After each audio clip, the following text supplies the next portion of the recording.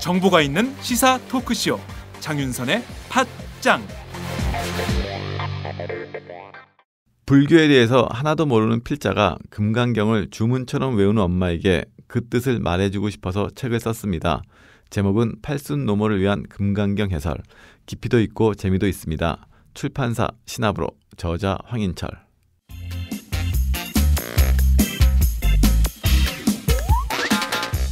매일 정오 여러분의 점심시간 맛있게 씹어드실 뉴스를 보내드리는 장윤선의 팟짱. 매일나 신선한 뉴스를 맛보고 싶으시다고요? 보수 언론이 대충 훑고 지나간 뉴스 그 이면의 진실을 알고 싶으시다고요? 그렇다면 여러분의 곁에 장윤선의 팟짱이 있습니다. 좋아요와 구독하기로 응원해주세요. 포털사이트 검색창에서 장윤선의 팟짱을 치거나 모바일 앱스토어에서 팟빵 클릭 후 장윤선의 팟짱을 들러주세요. 요거 재밌네 할 때는 과감하게 좋아요를 눌러주세요.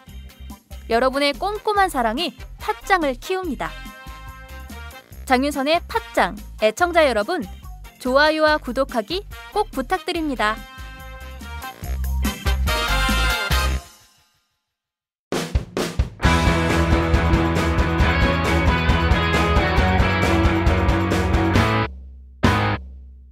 색깔 있는 인터뷰. 색깔 있는 인터뷰 시작하겠습니다. 정부가 전세를 사는 중산층의 주거 안정을 돕기 위해서 앞으로 기업형 임대주택을 도입하겠다고 밝혔죠. 그렇지만 벌써부터 실효성 논란이 일고 있습니다. 오늘은 조명래 단국대 도시지역계획학과 교수님을 모시고 정부가 추진 중인 기업형 임대주택 정책에 대해서 짚어보도록 하겠습니다. 교수님 나와 계신가요? 네, 안녕하세요. 네, 우선 그 기업형 임대주택 이것이 어떤 것인지 국민들은 잘 모르는 것 같습니다. 어떤 건지 좀 일단 설명을 좀 부탁드릴게요. 네, 우리나라에서 임대주택이라는 것은 그냥 개인이, 집주인이 네. 시장에다가 이제 월세나 전세를 내놓는 이제 그런 방식인데요. 네. 기업형 임대라는 것은 기업을 만들어 가지고 100채에서 300채 이르는 그런 주택을 아주 그 전문적으로 이렇게 제공을 하고 네. 또 관리도 하는 이제 그런 일종의 회사가 제공하는 임대주택이라 이렇게 생각하면 될 것 같습니다. 네. 그동안 임대주택 하면 정부가 직접 운영하는 그리고 저소득 가구를 위한 임대아파트 정책, 공공성이 담보된 임대아파트 정책으로만 알고 있었는데요. 이번의 경우에는 회사가 직접 임대아파트를 운영하는 이런 경우가 된다는 것이죠. 네. 네, 우선 국토교통부가 중산층 주거 안정을 위해서 이런 기업형 임대주택을 도입하겠다고 했는데요. 우선 예상 임대료가 굉장히 너무 낮춰서 발표한 거 아니냐 이런 지적과 비판이 나옵니다. 어떻게 보십니까? 네, 그렇습니다. 아마 임대료가 가장 그 관건이고요. 네. 또 이 사업의 성패를 이제 좌우할 하나의 그 조건이 될 것이라고 보는데요. 네. 지금 정부가 발표한 임대료는 그냥 예시를 한 것이고, 네. 그 다음에 이제 그 전월세, 특히 전세의 중간값을 가지고, 네. 거기다가, 이제 이자율이라든가, 혹은 이른바 전월세 전환율이라는 이런, 율을 곱해서, 네. 그 임대료를 이제 책정했는데요. 네. 가령 서울 같은 경우에는 평균 전세값이 한 2억 4천. 네. 월세를 예컨대, 받는다고 했을 때 월세의 100을 보증금을 받고, 네. 나머지는 이제 월세를 받는다고 한다면, 네. 한 8천만 원의 보증금에, 80만 원 정도, 네. 그 월세를 내는 것으로 이렇게 계산했는데요. 네네. 이거는 그냥 예시에 불과한 겁니다. 근데 이제 이걸 실제 계산하면 훨씬 더 이제 많아지겠죠. 네. 정부가 발표한 것도 서울의 경우에 100만 원에서 80만 원, 70만 원 이런 정도의 월세를 이제 추정을 했던데요. 그렇다면 이것보다 훨씬 더 많은 금액을 내야 되는 상황이다. 이렇게 보시는 거죠? 네, 실제 그 계층별로 분석해 보면, 네. 그게 이제 중위 그 전세료가 네. 2억 4천이기 때문에 네네. 뭐 실제 이제 현장에서는 뭐 훨씬 더 높은 전세도 있고 네. 낮은 전세도 있겠죠. 네. 어쨌든 간에 이제 2억 4천을 월세로 계산하면요. 네. 한 달에 한 122만 원 정도 내야 됩니다. 아. 근데 이제 122만이라는 것이 그냥 우리 생활비에서 이제 그 나가야 되는데, 네. 우리가 서울에 사시는 분들이 내 소득 중에서 지체로 낼 만한 부분이 어느 정도인가, 그게 이제 뭐 무조건 터무니없이 많이 낼 수는 없잖아요. 네네. 그렇게 해서 한 평균은 20%, 그러니까 우리 월 소득 중에, 가처분 소득 중에서 20%를 낸다고 가정했을 때, 네.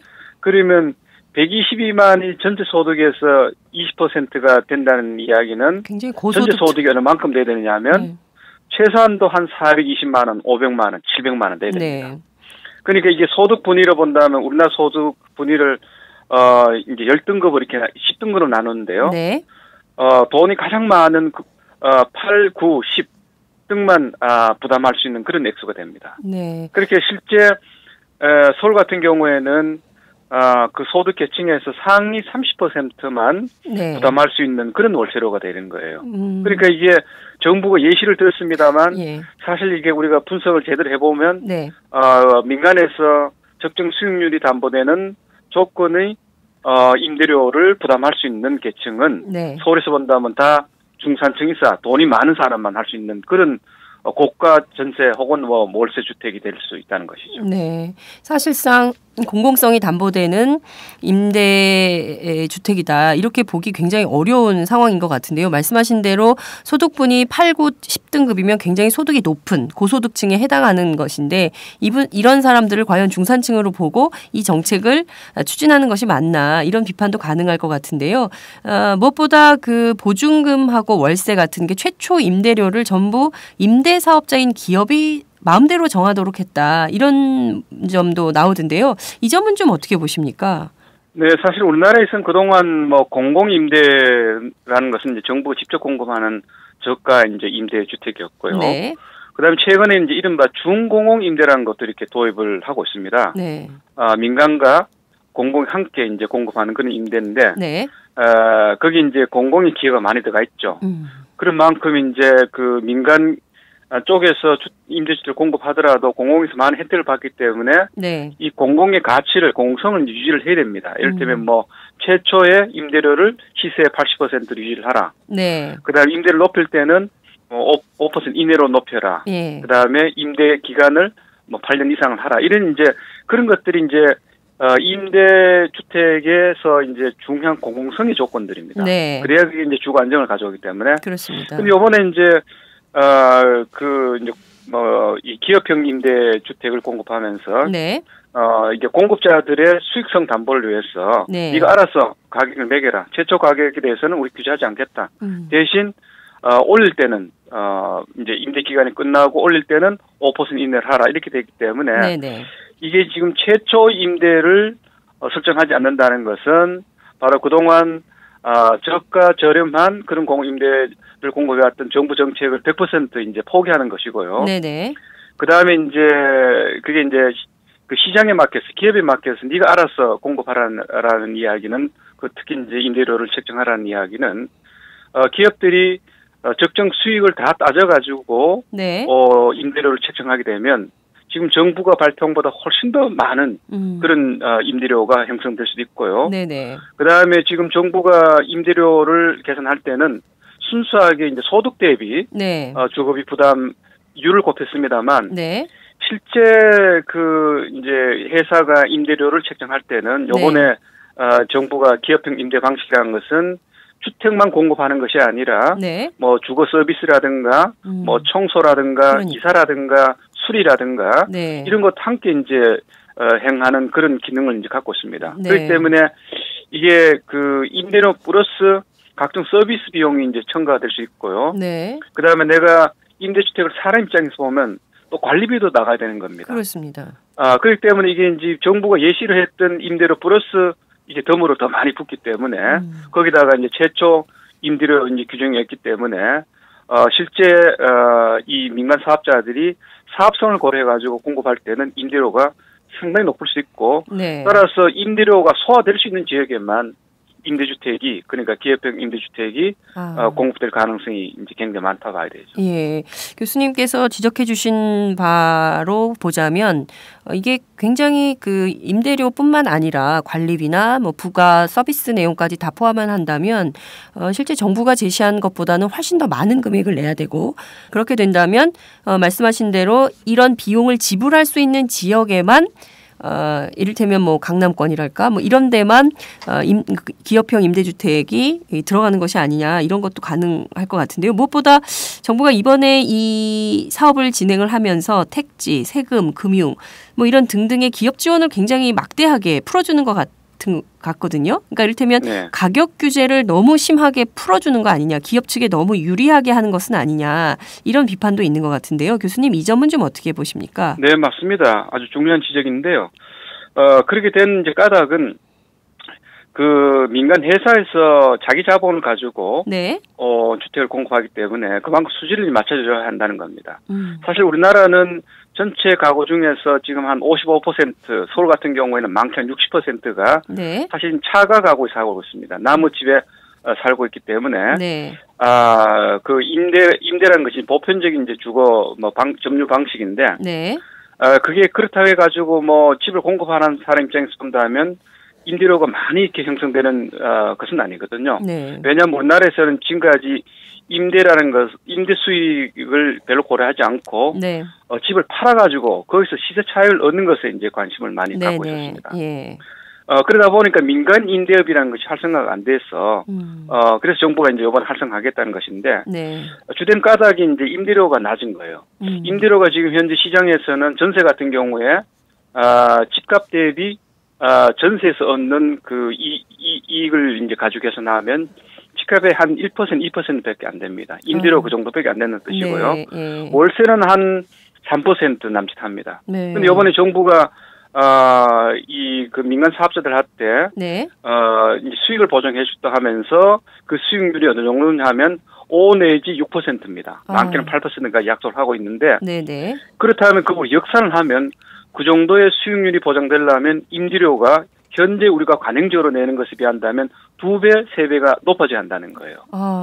자, 그래서 정부가 그만큼 이제 이윤 그 적정 수익을 보장하기 위해서 네네. 각종 그 혜택을 줘야 이제 그 민간 사업자들의 수익이 이제 보장된다고 이렇게 이야기를 하고 있는데 네. 실제 이제 그 수익률 5 내지 6% 상승분을 이렇게 분해해서 보게 된다면 네. 도시계획적으로 용적률을 완화해가지고 한 2.1%의 인상 효과를 주고요. 네.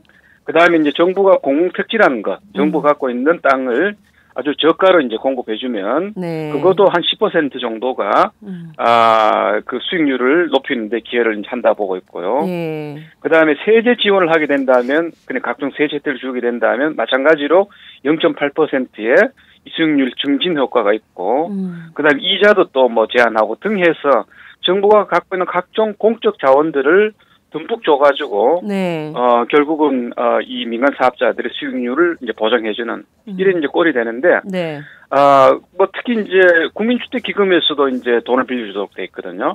예. 근데 국민주택기금이라는 것은 사실 소형주택, 국민주택 규모 이하에 대해서만 네네네.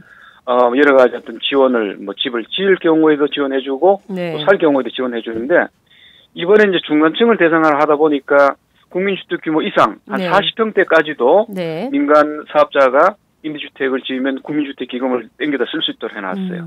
이게 피 같은 돈인데 네. 자 그렇게 해서 이 공적 자원들은 사실은 거기서 발생하는 이 공익이라는 것은 지금 정말 주택시장에서 정부의 어떤 지원을 받아야 할 그런 소득이 낮은 네. 주거계층들한테 돌아가야 되는데 앞에서 말씀드렸던 소득 그 분위기에서 네. 상위 30%한테 돌아가다 보니까 네. 이거는 일종의 사회적 자원의 배분에서도 심각한 사실 문제가 있는 거예요. 네. 사실상 정부가, 중산층을 대상으로 한 새로운 그 임대주택을 만들겠다고 하지만 내용을 다 까놓고 분석을 해보면, 편익은 기업들에게 주고, 그리고 그 해당하는 것도 전부 상위 30%에만 해당이 된다. 그리고 이거 공공성이 있는 정책이다. 이렇게 할 수 있는 겁니까? 정부는 거기에 대해서는 확실하게 이렇게 이야기를 하지 않습니다. 단지 이렇게 하고 있어요. 지금까지 우리나라 주택 정책은 중산층들한테 별 혜택을 못 줬다. 네. 중산층도 주택의 선택권이 있어야 된다. 이렇게 이야기를 하면서 네. 이제 이런 정책을 내놨는데 네. 제가 본데 그런 변명은 정말 변명에 불과한 것 같아요. 우리나라 지금까지 주택 정책, 특히 지난 정권 두 번의 정권이 거친 기간 동안 정부가 내놓은 정책은 한마디로 말씀드린다면 매매 활성화 정책, 집을 사라는 정책이었고 빚을 내서 집을 살 수 있는 사람한테는 듬뿍 혜택을 줬습니다. 네. 그분들이 되게 현실적으로 본다면 다 중산층들입니다. 네. 자, 그래서 중산층들은 이미 경제적 능력도 있고 네. 또 집을 갖고 계신 분들 있고 또 이렇게 정부의 어떤 그런 정책에 도움을 받지 않고도 스스로가 주택 문제를 해결할 수 있는 상대적으로 네. 이런 이제 지위에 있는 분들이기 때문에 네네. 사실 정부가 혜택을 많이 안 줘도 되는데 정부는 어쨌든 간에 이 중산층한테 이번 그 정책 혜택을 주는 것이 그만큼 필요하다 이렇게 이야기를 하고는 있습니다. 네.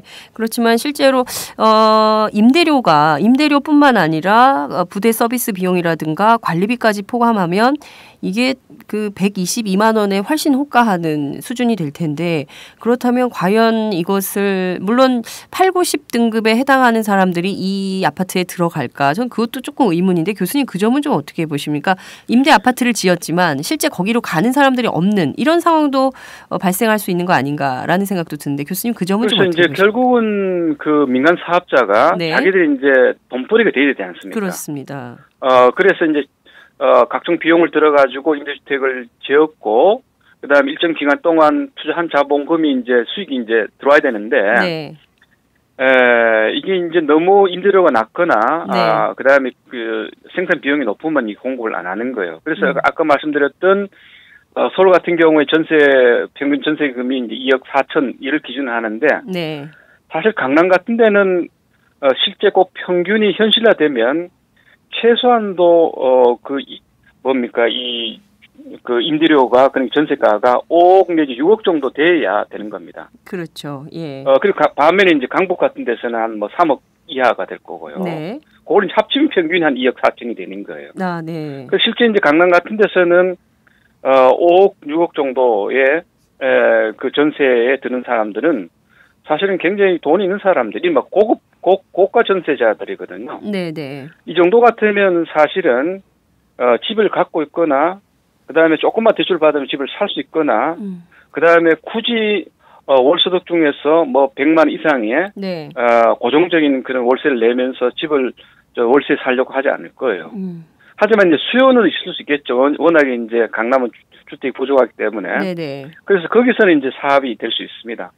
반면에 이제 강북 같은 데서는 네. 실제 이제 2억 4천, 평균이 2억 4천입니다만 실제 이제 그 공급되는 거래되는 전세 주택들은 네. 이를테면 2억 1억 중반 정도 되겠죠. 네. 그 정도 같으면 그 월세액이 보증금을 한 6천 정도 내고 네. 월세를 한 60만 원 정도 내야 됩니다만 거기도 플러스 네. 플러스 이제 관리비라든가 각종 서비스 비용이 이제 붙겠죠. 네. 그러면 이 정도 같으면 실질적으로 한 80만 원까지 이제 난 부담을 한다고 보는데요. 네.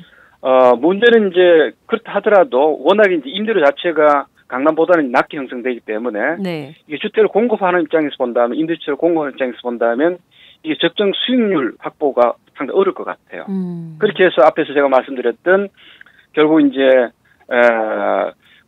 강북 같은데 네. 고가의 어떤 그런 그 월세 주택을 공급하게 된다면 그건 수익이 없고 네. 또 낮은 월세 주택을 공급하게 된다면 사업자가 네. 사업성이 담보되지 않기 때문에 공급하지 않으려고 하고 이런 현상이 저는 분명히 생길 것으로 보고 있습니다. 네.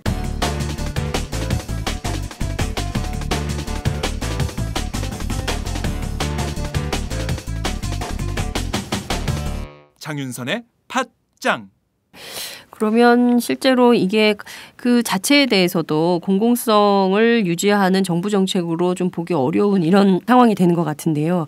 말씀하신 대로 정부가 계속 이런 정책을 가져간다면 주택 양극화, 그러니까 강북과 강남의 주택 양극화, 그리고 전월세, 전세에서 또 전부 월세, 고가의 월세를 부담해야 되는, 결과적으로는 소득주도 성장이 안 되는 이 현실에서 부동산 문제는 계속 심각한 문제로 가는 것이다. 이렇게 볼 수도 있는 거 아닙니까? 네, 그렇죠. 그 시장이 죽고 있다고 하지만 여전히 네. 우리나라는 집값이 오르고 있고요. 네. 그다음에 이제 최근에 이제 분양가 상한제 같은 것들을 이제 폐지하고 네. 또 금융 규제 같은 것을 폐지하기 때문에 이게 이제 주택 시장이 부동 시장이 앞으로는 더욱 양극화될 가능성이 많습니다. 그러니까 있는 사람들은 훨씬 더 네. 이제 고급의 주택에 또 거기서부터 많은 시세 차익 같은 것도 얻을 수 있는 네. 그런 기회를 갈 수 있다면 지금 소득약자들은 가면 갈수록 네. 현재 우리나라 주택 시장의 어떤 건 구조적인 메커니즘에 의해서 배제되는 음. 최근에 이제 뭐 이 전세가가 오르거나 전세에서 월세로 전환되거나 하면 대개 결국은 그 임대료가 상승하는 것으로 나타나요. 네. 임대료가 상승하는 부분이 가장 집중되는 이 소득 분위기가 어디냐 하면 대개 중간 소득 이하들입니다. 네. 2, 3, 1 이런 정도 하기 네네. 때문에 그 상대적으로 뭐 전세가 오르고 월세로 전환을 내린다 하지만은 네. 내 생활비에서 주거비 부담이 느는 속도는 소득이 낮은 계층일수록 빨리 늘고 있습니다. 네. 그래서 지금 가장 낮은 소득 1분이라든가 2분이라든가 3분의 1 여기에 속한 사람들은 네네. 사실 월 소득의 많게는 네. 반 정도가 사실 임대료로 나가는 거예요. 그렇게 해서 이걸 부담하지 못하면 이분들은 결국 서울을 떠날 수밖에 없어요. 네. 그걸 우리가 이제 전문 용어로 주거의 하향화라 부르고 있습니다. 네.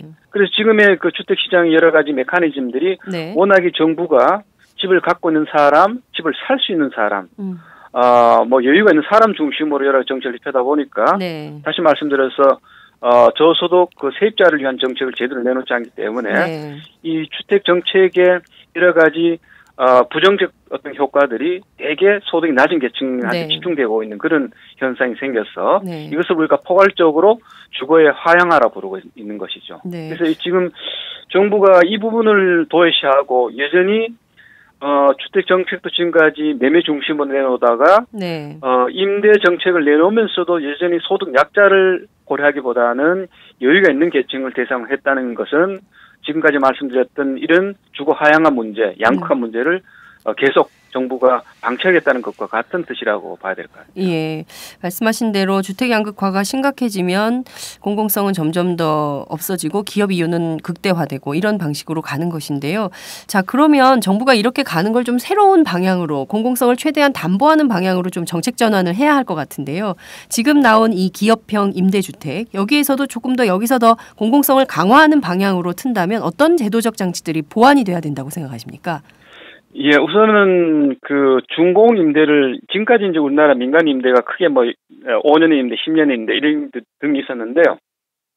요번 이걸 폐지하고 8년 중공 임대와 4년 이제 단기 임대를 이렇게 획일화시켰는데 남대로 괜찮습니다.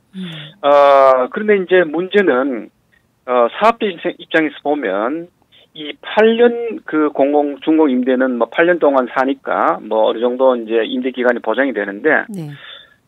단기 4년 또 사실은 상당히 불안하고 장기 8년 또 어떤 면에서 보면 상당히 불안해요. 왜 불안하냐면 이 사업자가 정부 여러 가지 각종 지원 혜택을 받아가지고 저가의 임대주택을 지어서 공급을 하지 않습니까? 네네. 그렇게 해서 이제 적정 그 임대료를 이제 받게 되는데 문제는 정부 혜택을 받아가지고 지은 임대주택이 시장의 시세보다 훨씬 더 낮을 수 있습니다. 그렇게 해서 4년이 되든 8년이 되든 임대주택으로서 운용을 하다가 이게 시세 차익이 많이 날 것 같으면 네. 저는 8년 중공 임대든 단기 4년 임대든 난 임대사업자들이 집을 팔 경우가 있을 수 있다고 봅니다. 그렇게 된다면 결국은 이 세입자들이 이제 그 집에 계속 살 수가 없고 네. 또 임대업자들은 정부의 각종 혜택을 받아가지고 그동안 이제 그 임대사업으로 돈을 벌다가 네. 또다시 집을 팔아가지고 수익을 얻게 되는데 문제는 이제 공공재원을 투여했던 임대주택의 그 공공적 가치가 민간 사업자가 가져가고 네. 반대로 세입자들의 어떤 그런 살 수 있는 집은 이제 줄어드는 이런 문제가 있기 때문에 네. 정부 이 부분에 대해서는 전혀 지금 언급을 하고 있지 않습니다. 우리나라에서 대표적으로 지금까지 이제 임대 산업을 임대업을 열심히 했던 기업 중에 하나가 뭐 부영이라는 기업이 있는데요. 네. 그 기업 같은 경우에는 사업성이 상당히 그동안 좋았어요. 네. 임대주택을 많이 공급해서 사업성이 많이 이제 그 확보가 돼 있었는데 네. 사실 그 기업 같은 경우도 임대료에서 어떤 수입을 확보하기보다는 네. 집을 팔아가지고 오히려 더 많이 수익을 얻었습니다. 자, 그런 이제 가능성이기 때문에 이게 지금 이번엔 정부가 아주 여러 가지 다양한 공공 재원을 투여해서 네. 임대주택을 공급했다면 그건 영원히 임대주택으로서 지위를 유지할 수 있는 이제 그런 법적 장치가 필요할 것 같고요. 네. 그 다음에 이제 앞에서도 논란이 됐던 그 임대료는 그야말로 표준 임대료, 적정 임대료, 공정 임대로 해서 그 임대료가 소비자 입장에서 소화될 수 있는 그런 정도가 되도록 해야 될 것 같아요. 그렇게 해서 그 부족한 부분에 대해서 이제 정부가 어느 정도 보조해주고, 그 다음에 정부가 이번에 이제 일종의 주거 종합 서비스를 하는 이제 그런 권한을 이 임대수합자에 주기 때문에 서로 그 임대료가 낮다 하더라도 다른 사업에서 수익을 보전을 하는 방법으로 이제 기업의 이 어떤 그런 이 수익이 유지될 수 있도록 하는 이제 그런 좀 장치도 필요할 것 같고요. 그러면 이제 자연스럽게 임대료가 낮아질 수 있는 가능성이 많죠. 그 다음에 사실 또 굉장히 중요한 것 중에 하나는 우리나라에서 지금 정부가 도입하고자 하는 이 기업형 임대 방식이라는 것은 일본에서 본다면 종합부동산 회사 방식입니다. 그 방식은 무슨 말인가 하면 이거는 이제 기업이 자기가 이제 투자를 해가지고 집을 지어서 임대주택을 공급하는 것인데 일본은 그렇게 하지 않고요. 네. 물론 이제 그런 유형도 있습니다만 그 집을 갖고 있는 예컨대 뭐 공가가 되든 노인들이 갖고 있는 주택이 되든 이런 것을 네. 회사가 이제 찾아가서 그걸 장기간 빌립니다. 그러니까 이제 위탁을 이제 집주인의 입장에서 본다면 회사한테 부동산 회사한테 그 주택을 맡기는 거예요. 네. 그렇게 해서 그 집을 수리도 해주고 뭐 도배도 해주고 그렇게 해서 훨씬 더 부가가치가 높은 임대주택으로 만들어요. 네.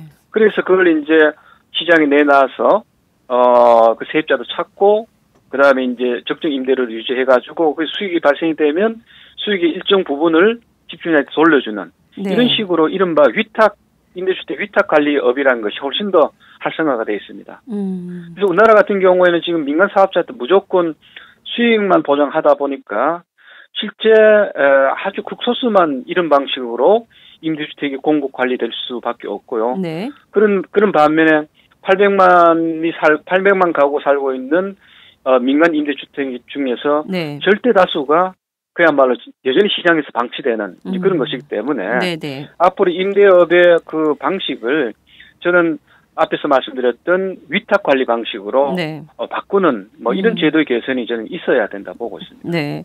교수님, 그 정부가 어찌됐든 지금 공공임대에 대한 운영이나 관리 업무 이것을 전적으로 정부가 좀 맡아서 하고 뭐 이런 방식으로 가도 시원치 않을 판에 지금 보면 국토교통부가 이 기업형 임대주택 활성화를 하기 위해서 한국토지주택공사 그러니까 LH의 공공임대 운영이나 관리 업무를 2017년까지 순차적으로 전부 민간에 개방한다.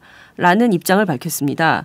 그러니까 지금까지 해왔던 공공사업 분본도 전부 민간의 영역으로 위탁을 하겠다라는 것인데요. 이런 정부 방침은 좀 어떻게 보십니까? 그거는 뭐 100% 잘못된 겁니다.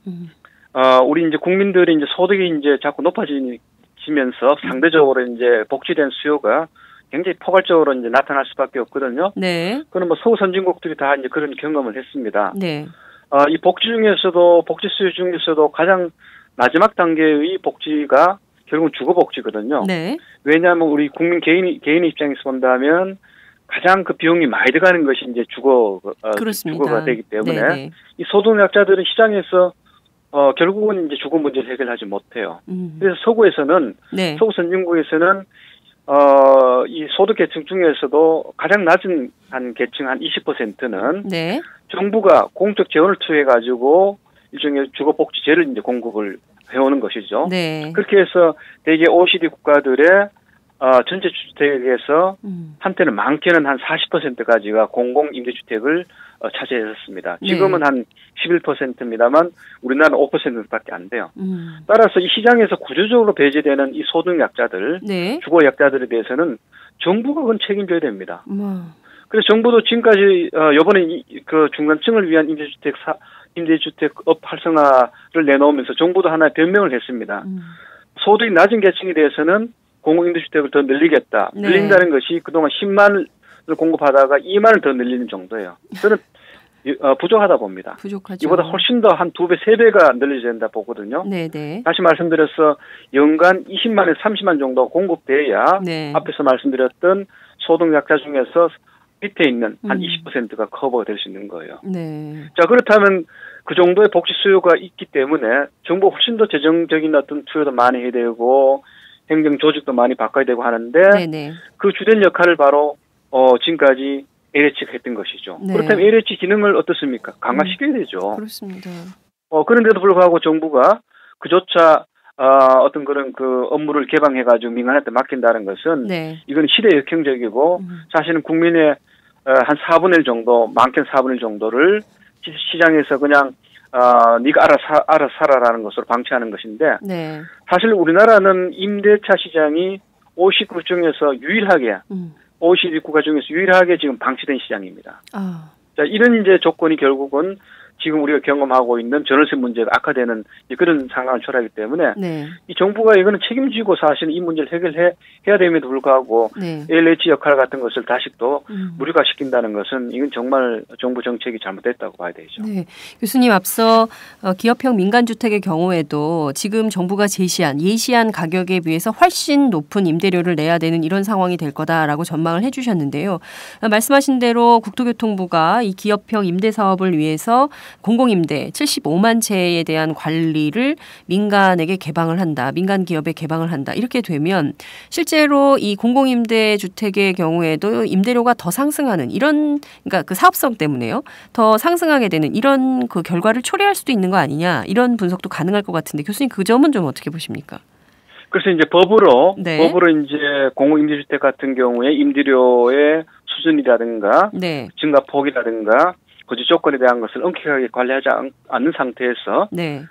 그 관리를 그냥 민간에 맡기고 민간이 거기서 수익을 얻어서 그 사업을 유지하도록 하면 네. 그거는 뭐 불을 보듯이 뻔합니다. 임대료 상승이 뻔하고 네. 또 이제 그 거주자들의 어떤 주거 불안이 심화될 수 있는 가능성은 분명히 있는 것이죠. 네. 따라서 현재 지금 LH도 뭐 사업성이 없다 해가지고 네. 맡기 어려운데 네. 그 사업성을 고려하는 민간한테 그 네. 관리를 맡기는 것은 네. 말씀하신 대로 사실은 그 이런 임대주택 공급 서비스를 정부가 포기하다는 것과 같은 것이라고 봐야 될 것 같습니다. 네. 점점 그 소득주도 성장은커녕 소득 불평등이 심화되는 이 시대에 주거 불평등 그리고 주거 약자에 대한 주거 복지마저 정부가 이렇게 외면을 한다면 한국 사회에 살고 있는 다수의 이 없는 사람들, 이 사람들에 대한 정책은 도대체 정부가 무엇을 하고 있는 것인지 되묻지 않을 수 없다 이런 생각이 좀 듭니다. 교수님 오늘 말씀 정말 잘 들었는데요. 끝으로 교수님께서 꼭 하시고 싶으신 말씀 있으면 한 말씀 부탁드리겠습니다. 사실 우리는 이제 주택 정책이 네. 주거 약자를 위한 것으로 이제 가져가야 한다. 왜냐하면 네. 주택 공급이 100%가 넘어섰고 네. 또 집을 살 만한 사람은 대부분 샀고 네. 또 그동안 또 여러 가지 정책을 내놨기 때문에 이제 남은 숙제는 네. 결국은 소득 약자들에 대한 주거 복지를 어떻게 정부가 책임지느냐. 그런데 그동안 우리가 그렇게 주장을 했음에도 불구하고 네. 정부 정책이 전혀 선회를 하지 않는 까닭은 네. 사실 구조적으로 보게 된다면 우리 중앙정부가 다시 말씀드려서 주택 정책을 담당하는 중앙정부가 그것을 할 수 없는 구조적인 어떤 한계에 있다고 보고 있습니다. 지금까지 이 주택을 공급하는 업무를 주로 해왔고 그러다 보니까 이 주택 정책의 생산을 둘러싼 여러 가지 세력의 어떤 관계망들이 대개 업계의 여러 가지 관계망을 바탕을 하다 보니까 네. 이 주거 약자들 목소리가 들어갈 수 있는 가능성이 별로 없는 거예요. 그래서 앞으로 이 주거 정책이 바뀌려고 한다면 네. 이 정책의 생산 시스템 도전 함께 바뀌어야 된다. 이렇게 이제 생각을 하고 있습니다. 네. 교수님 말씀 듣다 보니까 이 주거복지 약자들에 대해서 정부가 정말 획기적인 발상의 전환을 해야만 이게 좀 활로가 뚫리지 않을까라는 생각이 좀 듭니다. 오늘 말씀 여기까지 듣도록 하겠습니다. 교수님 감사합니다. 네, 감사합니다. 네, 지금까지 단국대 조명래 교수님과 함께했습니다. 안녕하세요. 장윤선의 팟짱 애청자 여러분. 저는 김병기입니다.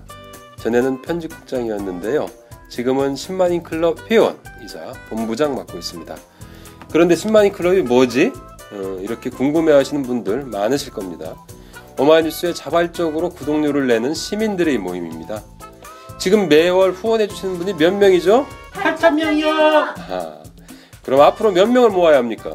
10만 명이요. 참 갈 길이 멉니다. 그런데 조중동 구독자는 많게는 100만. 이래서 진보 언론 살아남을 수 있을까요? 10만인 클럽 후원으로 만들어지는 팟짱 응원하고 싶으시다고요? 지금 전화주세요. 02-733-5505로 전화하셔서 내 손번호 274를 꾹 누르세요.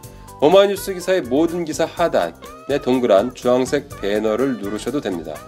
여러분들의 참여로 팟짱이 웃음소리 더 커질 수 있습니다. 감사합니다.